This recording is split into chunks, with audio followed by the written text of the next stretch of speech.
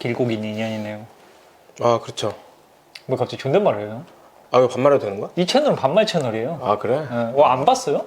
나 남의 거 별로 관심이 없어가지고. 아 진짜 한 번도 본 적 없어요? 아니 잠깐씩은 봤지. 아예 관심이었구나. 그래서 우리 언제로 거슬러 올라가야 되나? 뭔 얘기할지 진짜 못 정하겠네. 글쎄. 사실 한국 패션은 홍석으로 빼놓고 얘기할 수는 없잖아. 그런 얘기 좀 안 했으면 좋겠어. 자, 형이 뭐 하는 사람인지부터 일단 뭐 제 채널 보는 친구들은 어린 친구들이 좀 많아서 오케이. 형은 숨겨진 인물이니까 뭐 하는 사람인지 모를 수 있잖아요. 야 당연하죠. 네, 그래서 여태까지 뭐를 했는지. 저는 홍석우라고 하고요. 네 반갑습니다. 그 석종이랑은 오래전부터 알았어요. 이제는 꽤 오래전부터 알았어요. 아마 2007년 경부터. 난 그날도 기억을 해 사실. 뭐 그때부터 이어진 인연이 지금까지 오고 있는데 중간에 뭐 이런 거 저런 거 같이 해보기도 하고. 이상한 것들 많이 했고. 근데 저는 간단히 말씀드리면 기본적으로 그 패션에 관련된 글을 쓰는 에디터이고요. 그런데 잡지사에 소속해서 일해본 적은 아주 조금밖에 없어요. 대신 그리고 그 이후부터 여러 가지 직업들을 좀 거쳤습니다. 뭐 편집 매장 바이어를 했었고 지금까지 쭉 계속 저는 패션 저널리스트라고 생각하고 패션에 관련된 뭐 글이나 작업들을 하고 있고 뭐 브랜드의 컨텐츠를 만들거나 뭐 크리에이티브에 관련된 종류의 일들도 하고 뭐 중간에 지금은 안 하지만 어쩌다 보니 약간 스타일리스트 같은 일도 했었고 네, 뭐 그런 식으로 살고 있네요. 지금은 뭐 재미있는 것 같아요. 그리고 지금 또 서점 운영하고 있습니다. 오늘 그 얘기나 해볼까? 나는 이 형을 내가 알고 있는 주변에서 패션 쪽에서 일하는 사람들 중에 제일 형이 이제 패션에 대한 지식이라고 해야 되나? 그런 것들을 예전부터 빠삭하게 알고 있는 형이었거든. 그러니까 굳이 그냥 직관적으로 얘기를 하자면 패션을 공부하는 타입이라고 해야 되나? 뭐 새로운 디자이너 나오면 뭐 어떤 브랜드 어디가 누가 디자이너가 옮겨갖고 뭐 이런 것들 저는 그런 거를 그닥 찾아보는 스타일은 아니거든요. 그쵸. 그냥 우연히 어떻게 보게 되면은 그렇구나 어디로 갔구나 뭐 이렇게 했구나 이런 걸 아는데 뭐 형 방송에 나와서 얘기하는 것도 그렇고 뭐 인스타그램에 쓰는 것도 그렇고 뭐 네이비 매거진 운영하고 있어서 그럴 수도 있는데 그런 거를 되게 빠삭하게 알고 있단 말이야. 가끔 제 유튜브에 라이브 방송할 때 이제 구독자 친구들이 들어와서 하는 얘기 중에 이렇게 원론적인 얘기를 할 때가 있어요. 뭐 내가 어떤 옷을 샀는데 그 옷에 대해 브랜드에 대해서 제대로 이해하지 못하고 그 옷을 사면은 저는 패션을 좋아하지 않는 걸까요? 뭐 이런 얘기들? 그러니까 그냥 직설적으로 얘기하면은 그런 고민 자체도 사실 필요 없다라고 얘기를 하고 싶은데 그런 생각을 할 수도 있잖아. 이렇게 하면 뭐 패션을 좋아하는 거다. 이런 거면은 패션을 좋아하지 않는 뭐 포저다. 약간 그런 식으로 뭔가 양분해서 이분법적으로 사고를 하는 것 같아서 뭐 근본에 대해서 얘기하고 어떤 옷의 원료에 대해서 얘기하고 그걸 알고 있어야지 내가 제대로 패션을 이해하고 소구하는 사람이고 뭔가 그런 식으로 이해하는 사람들도 있더라고요. 그러니까 뭐 개인마다 그거에 대한 생각은 물론 다 다르겠죠. 근데 저도 한때 옷을 물론 지금도 좋아하지만 예전에 정말 옷만 생각했을 때는 그런 것들을 인터넷에서 더 찾아보고 오히려 그때는 인터넷에 자료가 더 없다 보니까 더 찾고 싶었어. 그러니까 내가 더 알아내겠다. 그치. 근데 너무 정보가 늘어나니까 지치는 거지. 보고 싶지 않은 것도 계속 보이고. 근데 형은 여전히 뭔가 그런 것들을 계속 보면서 얘기를 하는 사람이거든요. 그러니까 패션을 우리가 공부한다 라는 거에 대한 이야기를 나는 하면 좋지 않을까라는 생각을 한 거죠. 뭔 말인지 알겠고 근데 솔직히 나는 그런 것들에 대해서 별로 막 크게 생각이 없어. 무슨 말이냐면 석종이랑 똑같이 내가 처음 그러니까 2021년이잖아 지금. 근데 예를 들어 막 2001년에 한 20년 전에 그 정도쯤에 이제 처음 2002년 정도? 아무튼 뭐 그 정도쯤에 처음 막 그런 패션 관련된 것들이 그냥 친구들의 유행 같은 게 아니라 조금씩 궁금했었거든. 근데 그때는 진짜 뭐가 전혀 없으니까 인터넷도 제대로 안 돼 있고 정보를 찾을 만한 곳도 없었고 한국어로 된 거 전혀 없었고 사실. 그런데 뭐 이런 거 저런 거를 다 떠올려 봤을 때 내가 처음 패션에 대해서 뭔가를 아는 게 재미있다고 생각한 계기는 나도 그런 거 생각해보지 않았었는데 지금 그 얘기 들으니까 조금 생각이 나거든. 그게 마르텍 마르젤라였어. 왜냐면 나는 학교 옆에 학교를 왔다 갔다 하는 고등학교를 왔다 갔다 하는 길이 백화점이었기 때문에 갤러리야. 그 백화점의 쇼윈도를 맨날 봤단 말이야. 근데 그 고등학교 때만 해도 하이 패션이라는 것들에 대해서 요즘 친구들은 좀 다르겠지. 어릴 때부터 럭셔리라는 것들을 너무 여기저기서 보잖아. 사진 못해도 사는 애들도 있고. 근데 야 저런 쫄쫄이 바지랑 막 저런 막 에나멜 같은 거랑 저걸 어떻게 입고 다니냐. 딱 그치. 진짜 지금 패션에 아무 관심 없는 사람들의 딱 그 뷰. 완전 정확하게 그거였거든. 그냥 뭐 스니커 좋아하고 에어포스 한번 사고 그러긴 했지만은 그거랑 저거는 다른 내 삶에 없는 그런 거였으니까. 근데 그런 패션도 있고 명품이 있구나. 그냥 뭐 학교 가니까 뭐 페라가모 로퍼를 신고 다니는 여자애들이 있구나. 있지. 약간 뭐 그런 정도였는데 관심도 없었어. 궁금하지도 않았고. 근데 마르젤라가 좀 신기했어 그때. 왜냐면 인터넷에서 사진을 봤는데 프리첼에서 프리첼 망했죠. 네, 근데 청바지인데 라벨 같은 게 전혀 없는 사진이었어. 그냥 딱 한 장. 리바이스, 뭐 CK 뭐 다 라벨 엄청 구찌 뭐 엄청 붙어 있었던 시대였고 지금도 마찬가지인데 이게 뭐지? 근데 왜 사람들이 이렇게 좋아하는 거지? 그 극소수의 사람들이. 그때 당시에 좋아하는 사람이 있었어? 어떤 커뮤니티에서 봤거든. 그러니까 말하자면 그때 30대, 20대 후반의 소수의 사람들이 이게 정말 멋진 거는 다 막 이런 것들을 썼던 커뮤니티에 어쩌다 우연히 들어갔어 내가. 근데 궁금해서 당연히 찾아봤지. 근데 뭐 안 나오는 거지 일단. 안 나오지. 정보가 없지. 그래서 그때 근데 구글이 있었어요? 아니야. 그때 검색 엔진을 무슨 구글 안 썼어. 야후인가 라이코스인가 뭐 그런 거 썼었고 그리고 나중에 그 네이버 지식인이 2003, 4년 이 정도쯤에 생기고서도 네이버가 검색으로 막 모든 게 다 나오고 그럴 때도 마르젤라 검색했는데 정말로 네이버에 10개도 안 나왔어. 근데 10개 중에 10개도 안 나온 거 중에 쓴 사람이 있었어. 그 사람이 내가 되게 좋아하는, 지금 연락은 따로 안 하지만 어릴 때 되게 좋아했던 그 내셔널 브랜드의 디자이너 분이었어. 그러니까 뭘 봤냐면 그 마르젤라 매년 나오는 제품 중에 그 마르텍 마르젤라, 지금 메종 마르젤라 전에 마르텍 마르젤라였을 때부터 에이즈에 대해서 기부하는 티셔츠를 맨날 만들잖아. 그거 몰라? 브이넥이고 여기에 영어 막 이렇게 써 있는 몰라요. 티셔츠가 있어. 나는 페알못이야, 페알못. 아니 근데 그거 뭐 매장 가면 제일 싸거든 그게. 그래서 그거는 수익금에 굉장히 많은 거를 에이즈에 관련된 재단 쪽에 기부한다고 알고 있어. 근데 어린애가 뭘 알겠어 20대 초반에. 마르젤라 쳤는데 검색 안 나오니까 답답하고 막 그러잖아. 근데 그분이 영국에서 유학을 하고 한국에 와서 이제 내셔널 브랜드에서 막내 정도 디자이너 됐겠지 그때. 근데 자기 블로그에다가 그런 것들이 그러니까 이게 써 있는 말이 어떤 거고 이게 어떤 의미를 가지고 있고 이 디자이너가 어떤 사람이 그런 광명의 빛처럼 진짜 짧은 정보가 거기 있었단 말이야. 그게 되게 좋아 보였어. 그리고 그때쯤에는 이제 소셜미디어 같은 것도 없었고 정보를 체계적으로 정리한 것도 위키피디아도 없었을 거야 아마. 없죠. 근데 그랬기 때문에 그런 것들을 내가 습득은 하고 싶은데, 왜냐면 알게 되니까 재밌었거든. 그냥 알게 되니까 재밌었어. 그러니까 없잖아 근데. 그래서 남들 싸이월드 할 때 싸이월드를 안 하고 네이버에 블로그를 만들었어. 그래서 그냥 내가 알게 된 사실들을 거기에 하나씩 올렸지. 위시리스트 같은 느낌으로 사고 싶은 것들. 근데 그게 사람들도 뭐 그런 사람들이 더 계속 생길 거 아니야 말하자면. 그러면서 뭐 정식으로 실제로 돈 받고 일하기 전에 그냥 대학교 다니면서 막 돈 모아서 그런 마르젤라 같은 것들 관심이 있다 보니까 인터넷에서 또 막 스니커, 스투시, 수프림이 아니라 그런 걸 좋아하는 사람들도 있었단 말이야.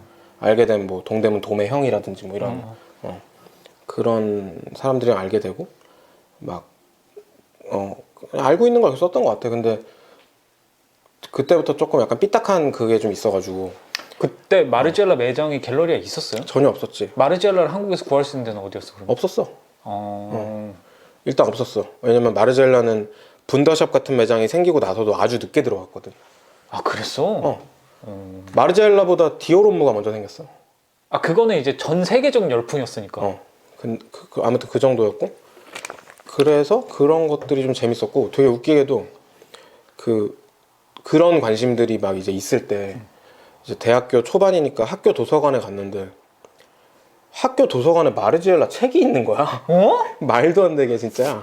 그 스트리트라고 아오키상이 너 알잖아. 아오키상이 만든 마르지엘라 책 스트리트 알죠? 1 and 2라고 원래 알죠. 한 권씩 나왔던 걸 한 권으로 합쳐가지고 마르젤라 아카이브를 정리한 책이 완전 황당하게 중앙대학교 도서관에 있는 거죠. 친구잖아 둘이. 그래서 헐 뭐지 이 레어한 책이 왜 여기 있지 하면서 그걸 보고 아 이런 게 약간 패션이구나 라는 걸 좀 생각을 했어요. 아니, 그러니까 그게 무슨 뜻이냐면 그러니까 나는 내가 알던 패션은 나이키 스니커 막 타밀피거 뭐 리바이스 뭐 무슨 그래픽 티셔츠 물론 거기에도 다 그들의 리스펙이 있고 다 있지만은 그때 내가 패션이 관심 있다고 생각했던 것들은 그 학교 다니면서 지나가며 봤던 명품 브랜드들이 바뀌는 것들 그리고 이름도 못 들어본 뭐 그런 진짜 마르젤라 어떻게 읽는지도 모르겠는 그런 사람들도 뭔가 자기 나름대로 세계관 같은 걸 막 구축하고 있는 것들. 근데 그런 걸 보면서 나는 그때 한창 유행했던 단어가 패션 쪽에서 크리에이티브 디렉터였단 말이야. 크리에이티브 디렉터. 그때가? 그러니까 뭐냐면은 잡지 같은 데 보면 많이 나왔어. 그러니까 막 90년대 나 아직 고딩 때 뭐 톰 포드, 마크 제이콥스 이런 사람들이 루이비통을 바꾸고 구찌를 바꾸고 그게 한국에도 결국에는 영향을 끼쳐가지고 이제 명품들이 비즈니스가 잘 되고 그런 시대였는데 그러니까 예를 들어서 마르젤라의 사례도 있었고 나한테 루이비통은 지금처럼 막 힙하고 핫한 브랜드가 아니라 80년대 미국에서 온 우리 이모 할머니가 들고 있던 가방 브랜드였거든. 그런 느낌이지. 그냥 끝났어. 생명력이란 게 없는 브랜드였어. 근데 맨날 학교 다니면서 왔다 갔다 하면서 보니까 막 그래피티를 거기다 겁나 하지 않나. 무슨 막 말도 안 되는 컬러풀한 색깔들로 막 하면서 막 그런 게 좀 신기했거든. 아 이게 내가 알던 그 브랜드가 맞나? 막 그러면서 그런 게 좀 재밌었던 것 같아. 그러니까 사람이 패션이나 그런 거대한 브랜드 같은 걸 바꿀 수 있고 또 내가 모르던 종류의 패션의 세계가 진짜 넓구나. 약간 그런 것들. 그러니까 저는 약간 이런 거예요. 그 패션을 좋아한다라고 말을 할 수 있다 없다의 기준은 사실 이게 뭐 정해진 게 아니잖아요. 절대 아니지. 그러니까, 그리고 솔직히 기준이란 거 자체가 말이 안 되지. 우리나라는 뭔가 뭐 음악을 좋아한다, 영화를 좋아한다, 그러니까 패션을 좋아한다라고 무슨 말인지 알아. 얘기하면은 그러니까 비교하려고 하기 때문이야. 뭔가 되게 빡센 기준을 들이밀잖아. 야 너 그것도 모르면서 무슨 뭐 예를 들어 뭐 야씨 뭐 네가 웨이브를 뭘 그렇게 알아? 막 이런 거잖아. 뭔가 말하자면. 마이너한 무언가를 알고 있어야지 그걸 좋아한다고 얘기할 수 있을 것 같고. 어릴 때 나도 한때 그렇게 생각했던 적도 있었던 것 같아. 근데 나는 그게 완전히 없어진 계기가 있었거든. 20대 언젠가에. 그러니까 나는 뭐 패션 옷 관련된 것도 좋아하지만은 어릴 때부터 책 보는 거를 좋아했어가지고 공부는 안 해도 책은 계속 봤거든. 근데 그때 이제 저기 이회수 씨가 그러니까 노무현 대통령이 살아 있었을 때 나는 그분이 옛날에 진짜 엄청 글만 쓰는 소설가일 때 썼던 책들을 읽어보고 싶어가지고 그 80년대 이회수 씨가 썼던 칼이라는 소설이 있는데 그거를 봤다. 근데 그때 이회수 TV에 나오던 이회수 작가의 어떤 모습은 젊은이들 막 소통하려고 하고 혹은 소통하려고 한다기보다는 소통을 그냥 잘하는 나이든 꼰대가 아닌 사람이었거든. 근데 사실 그 사람의 외양을 보면 머리도 되게 오래 안 감은 것 같고 막 주름은 자글자글하고 그러니까 패션에 F자도 안 들어가 있잖아. 피읍도 안 들어가 있잖아. 근데 나는 그 사람의 칼을 20대 언젠가 읽고 진짜 전율이 돋았거든. 정말 엄청나게 날 서 있는 책이야. 막 극단까지 밀고 가는 종류의 작업이란 말이야. 근데 내가 만약에 이 사람의 외양을 보고 위에부터 막 훑어 신발 뭐 신은 이런 식으로 판단하면 그 사람을 볼 수 없잖아. 그렇죠. 나는 언젠가 그걸 딱 느끼면서 그리고 패션 쪽에 계속 일을 하면서 그렇게 스캐닝하는 사람들을 진짜 많이 봤단 말이야. 그렇죠. 나도 모르게 해. 그리고 그렇죠. 나도 너도 누구나 막 행사장 같은 데 가면 근데 씨발 저거는 그래 저런 사람들이 있는 거고 그들도 저게 전부는 아닐 거고 근데 나는 그 칼의 기억이 너무나 좀 강해가지고 예를 들어 내가 진짜 좋아하는 사람들 중에 패션 자체 관심 1도 없는 사람이 너무 많은 거야. 많죠. 하루키 관심 있냐고. 패션 관심 없잖아. 근데 그 사람이 쓴 꼼데가르송에 대한 글이 내가 본 최고의 꼼데가르송 글이거든. 공장을 견학하는 에세이 시리즈를 연재한 적이 있고 한국에도 그게 출판이 되어 있는데 그 꼼데가르송 네. 공장이 있어요? 그러니까 정확히는 막 무슨 계란 공장 이런 공장은 아니고 뭐 하우스 같은 건가? 우리나라로 치면 샘플실 같은 그래서 그 이제 옷 공장을 취재한 그 시리즈가 있는데 보통 다 비밀에 쌓인 뭐 무슨 공장이라고 그래가지고 이제 꼼데가르송 측이 워낙 그 공개를 안 하는 모든 것들에 대해서 공개를 하지 않는데 이제 하루키가 연재하는 그 공장 시리즈에 취재 요청을 허락을 해가지고 하루키가 취재를 하러 가서 말하자면 그냥 가정집 뭐 세타가구 어디에 있는 가정집에서 이제 옷을 만들고 근데 그 옷을 이제 오랫동안 봉제를 하셨던 분들인데 뭐 꼼데가르송이라는 클라이언트는 어떻게 조금 더 난해한 옷들을 많이 만들죠. 막 이런 얘기들 하고 에피소드 중에 뭐 그런데 여기 사장님은 되게 좋으신 그냥 아저씨 분인데 뭐 저기 언젠가 한번 뭐 온천 여행 같은 거를 단체 여행으로 가서 단체 여행이니까 사람들이 이렇게 자기소개하는 타임 같은데 저는 그 꼼데가르송이라는 브랜드의 옷을 만들고 있습니다. 그러면 거기에 있던 20대 젊은 여자들이 막 이러면서 막 그런 것도 개뜬금 얘기를 해줬는데 이제 하루키가 되게 그 능청스러운 문체로 그 물론 비밀로 지켜야 될 것들이 많이 있겠지만 열심히 옷 만들고 계시니까 이 정도쯤은 휴가 가서 얘기하는 것들은 조금 봐주세요 꼼데가르송 선생님들 막 이러면서 근데 되게 귀엽네. 비밀에 쌓인 의복 공장인가 뭐 그런 제목인데 그런 식으로 내가 진짜 멋있다고 생각하는 사람들이 외양으로 판단할 수 없다는 걸 알았을 때 나는 패션에 대해서 이렇고 저렇고 얘기하는 것 자체가 너무 무의미하다. 그냥 그런 생각이 들었어. 그리고 하나만 더 얘기를 하면 그러니까 20대 중반에 나는 혹은 중반에서 후반에 나는 내가 어쨌든 직업적으로 이런 패션을 보고 막 바이어로서 조금 전위적인 브랜드를 많이 소개하는 바이어로서 엄청 날카롭고 엄청 프론티어 같은 게 있어야 된다고 생각을 하고 있었거든. 그래서 한국에서 사람들이 모르는 브랜드들을 많이 알고 있는 게 나한테는 직업적인 힘이다. 뭔 소리인지 알 것 같아요.